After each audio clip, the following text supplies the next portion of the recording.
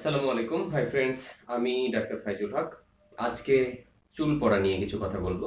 মোটামুটি আমরা জটিল মেকানিজমে না গিয়ে খুব সহজ করে আসলে চুল কেন পড়ে, চুল পড়লে আমরা কি কি ব্যবস্থা নিতে পারি, অথবা যাদের চুল পড়ে গেছে তারা কি আসলে এমন কোনো ওয়ে আছে কিনা যার ফলে চুল গজাবে মাথায়, বিষয়টা নিয়ে একটু আলোচনা করি।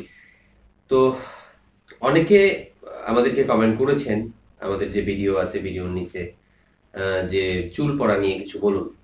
আমরা একটা জিনিস প্রথমেই মাথায় রাখি যে বিভিন্ন কারণে চুল পড়ে। হুট করে আমরা ভিডিও দেখি, হ্যাঁ চুল পড়ার জন্য কোনো মেডিসিন নাই, আবার কিছু ভিডিও দেখি যে চুল পড়ার জন্য খুব ভালো ওয়ে আছে, কিছু টোটকা দেওয়া আছে যে চুল এগুলো ব্যবহার করলে মাথায় চুল গজাবে। এই টাইপের অনেক ভিডিও আছে, আমরা বিভ্রান্তির মধ্যে পড়ে যাই, আসলে কে সত্যি বলে আমরা বুঝতে পারি না। আসল সত্যিটা তুলে ধরি, এটা হচ্ছে যে স্বাভাবিকভাবে একজন মানুষের চুল পড়ে, এটা হচ্ছে স্বাভাবিক। তাহলে যদি চুল পড়তেই থাকে, না গজায়, তাহলে মানুষের টাক হয়ে যাওয়ার কথা, তাই না? চুল পড়ার সাথে সাথে চুল আবার গজায়ও। মাথা থেকে চুল যেমন পড়ে যায়, তেমন মাথায় চুল গজাতেও থাকে। স্বাভাবিকভাবে ৭০, ৮০, ১০০টা পর্যন্ত চুল পড়ে। আবার এরকম কিন্তু গড়ে চুল গজায়। তো দেখা যায় যে চুল পড়ার হার এবং গজানোর হারটা সমান থাকে। সমান সমান থাকার কারণে সমস্যা হয় না, মাথা ভর্তি চুল থাকে। এছাড়া অনেকগুলো কারণে চুল পড়ে যায়। ন্যাচারাল তো এটা আছেই, স্বাভাবিক কারণ বলে ফেললাম। অনেকগুলো কারণ। এর মধ্যে একটা হচ্ছে পানি। যদি পানি ভালো না হয়, দেখবেন যে গ্রামের মানুষ বা গ্রামের ছেলে শহরে চলে আসে পড়াশোনার জন্য, যেখানে থাকে ওই পানিটা ভালো না। পানির জন্য কিন্তু চুল পড়ে যায়। গোসল দেয় যে পানিটা ইউজ করে। কারো আছে শ্যাম্পুর জন্য চুল পড়ে যায়। মাথায় যে ব্র্যান্ডের শ্যাম্পু ব্যবহার করেন, এই শ্যাম্পুটা আসলে আপনার জন্য শুট করে কিনা। যদি আপনার চুল পড়ে যায় তাহলে আপনি চিন্তা করুন একটা একটা করে যে আপনার কি কি কারণগুলো হতে পারে আপনার ক্ষেত্রে। হ্যাঁ, যে আপনার পানি ঠিক আছে কিনা, অথবা আপনি যে শ্যাম্পু ইউজ করেন এই শ্যাম্পুটা ঠিক আছে কিনা, কোনো ভালো ব্র্যান্ডের কিনা। যদি দেখা যায় যে আপনার, হ্যাঁ শ্যাম্পুটা ভালো ব্র্যান্ড হলেই যে আপনার স্যুট করবে বিষয়টা তেমন না। আপনি শ্যাম্পুর ব্র্যান্ডটা একটু চেঞ্জ করুন, আর একটু ভালো নিন। আর বিদেশি শ্যাম্পু অনেক আমরা ব্যবহার করি, বিদেশি শ্যাম্পুগুলো অনেক নকল হয়। আমাদের ঢাকার চকবাজারে এই নকল শ্যাম্পুগুলো পাওয়া যায়, যেগুলো সারা বাংলাদেশে করে। আমরা টিভিতে দেখি, আমরা পেপারে দেখি। তো এই জন্য দেশি কোনো ভালো ব্র্যান্ড হলে ভালো হয়। আর বিদেশি যদি আপনি এরকম কনফার্ম থাকেন যে না, এই শ্যাম্পুটা আমার জন্য ভালো, বা এই শ্যাম্পুটা ওই দোকান আমার পরিচিত, অবশ্যই এটা বিদেশি শ্যাম্পুই আমি ব্যবহার করছি, বিদেশি ব্র্যান্ডের, ভালো ব্র্যান্ডের, তাহলে ওটা করতে পারেন, সমস্যা নেই। শ্যাম্পুটা আপনি চেঞ্জ করে দেখতে পারেন। এটা গেল হচ্ছে 2টা পয়েন্ট। আর আবহাওয়া, আমরা যে পরিবেশে থাকি, আমাদের পলিউশন বিভিন্নভাবে হয়। যারা গ্রামে থাকে তারা সতেজ বাতাস, পিওর অক্সিজেন সবকিছু আছে, ধুলাবালি কম। আর যখন শহরে আসলে স্বাভাবিকভাবে অনেকের চুল পড়তে পারে এটার জন্য, এই ধুলাবালি, গাড়ির কালো ধোঁয়া ইত্যাদি ইত্যাদি। সবার যে পড়বে তা না, কারো কারো এই সমস্যাটা হতে পারে। তার মানে দেখা গেল কি, 1 নম্বর হচ্ছে আমার এই চুলটা পড়তে পারে পানির জন্য। 2 নম্বর হচ্ছে আমার চুল পড়তে পারে আমি যে ব্র্যান্ডের শ্যাম্পু ব্যবহার করি এটা শুট করে কিনা আমার। 3 নম্বর হচ্ছে কি, যে আমার পলিউশনের জন্য, এয়ার পলিউশনের জন্য, যে আমার ধুলাবালি, ধুলা ময়লা এগুলোর জন্য হতে পারে। এছাড়াও আহ, আমাদের ইদানিং সচেতন হয় মানুষ, মানে স্টাইল করার জন্য, একটু আধুনিক হওয়ার জন্য অনেকে বিভিন্ন জেল, বিভিন্ন আরো কিছু ব্যবহার করে চুলে। এগুলো শুট করে কিনা দেখে নেবেন। খুব ভালো ভালো লাগাতে গিয়ে আপনার চুলগুলো সর্বনাশ করে ফেলেন না, এটা একটা কারণ হতে পারে। এছাড়া মাথার মধ্যে অনেকের ড্যান্ড্রাফ থাকে, খুশকির জন্য চুল পড়তে পারে। যদি খুশকির জন্য চুল পড়ে তাহলে কিন্তু যতই তেল মাখেন না কেন ঝামেলা হবে, রেজাল্ট আসবে না। তেল নিয়ে একটু পরে কথা বলতেছি। এটা নিয়ে, খুশকি নিয়ে চুল পড়তে পারে। যদি খুশকি থাকে, এন্টি ড্যান্ড্রাফ ভালো ভালো শ্যাম্পু আছে, ব্যবহার করতে পারেন। ডাক্তারের পরামর্শ মতো স্কোয়ারের একটা শ্যাম্পু আছে, শ্যাম্পু না ঠিক, এটা কিন্তু মেডিসিন, এই জন্য ডাক্তারের পরামর্শ বললাম। এই শ্যাম্পুটা হচ্ছে সিলেক্ট প্লাস, সপ্তাহে 3 দিন ব্যবহার করা যায়, যদি আপনার জন্য পারফেক্ট হয়, ডক্টর মনে করে ব্যবহার করতে পারেন, খুব ভালো।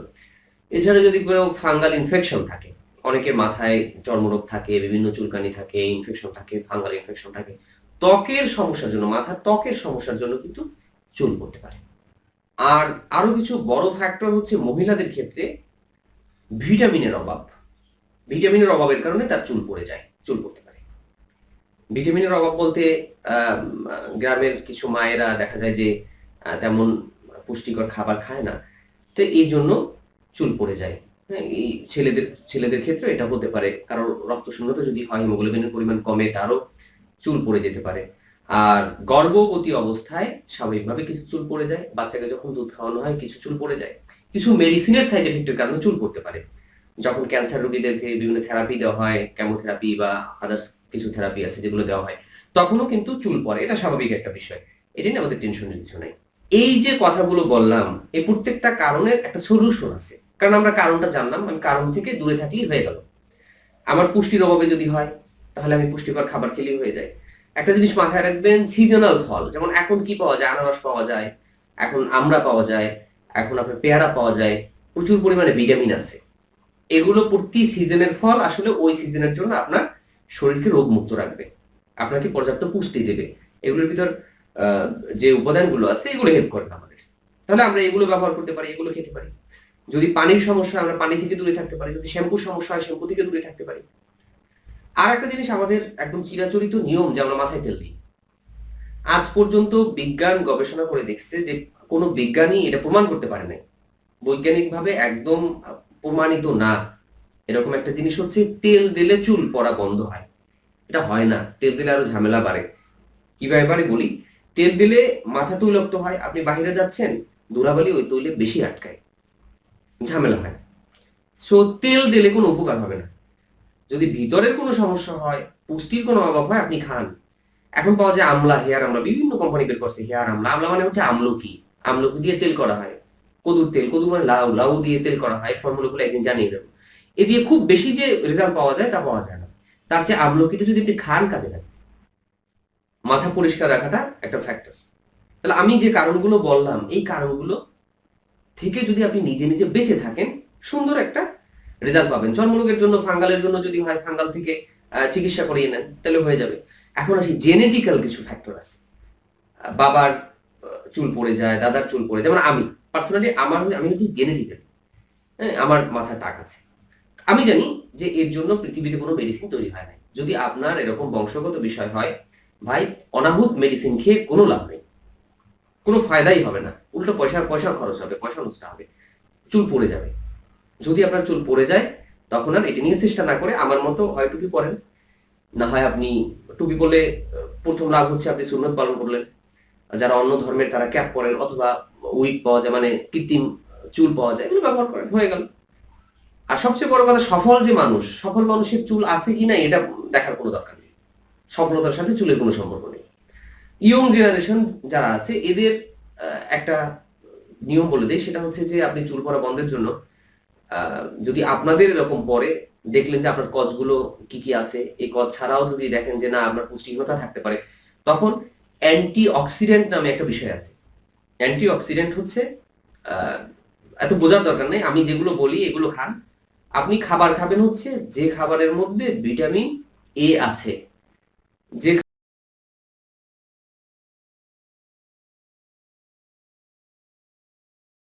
ই, তিনটা। আর হচ্ছে বিটা ক্যারোটিন। বিটা ক্যারোটিন যেমন, যে খাবারটা আম, রঙিন, রঙিন বলতে আপনার গাজরের কি রং, লাল। এই টাইপের যে ফলগুলো আছে, এই ফলের ভিতরে প্রচুর বিটা ক্যারোটিন থাকে, যেটা অ্যান্টি অক্সিডেন্ট হিসেবে কাজ করে। দেহের ভিতরে, আমাদের শরীরের ভিতরে আমরা যে খাই, তারপর কিছু বিষাক্ত পদার্থ জমে থাকে, এগুলো রিমুভ করে দেয়, ভালো রাখে, অনেক সময় চুলের জন্য খুব হেল্প করে। এছাড়া তেলের কোনো উপকার নাই, কিন্তু অনেকে বলে যে আমি ক্যাস্টর অয়েল এবং নারকেল তেল এটা সমপরিমাণ মিশিয়ে ব্যবহার করে দেখেছি, আমার রেজাল্ট ভালো আসে। আপনারা দেখতে পারেন রেজাল্ট ভালো আসে কি আসে না, আমি জানি না।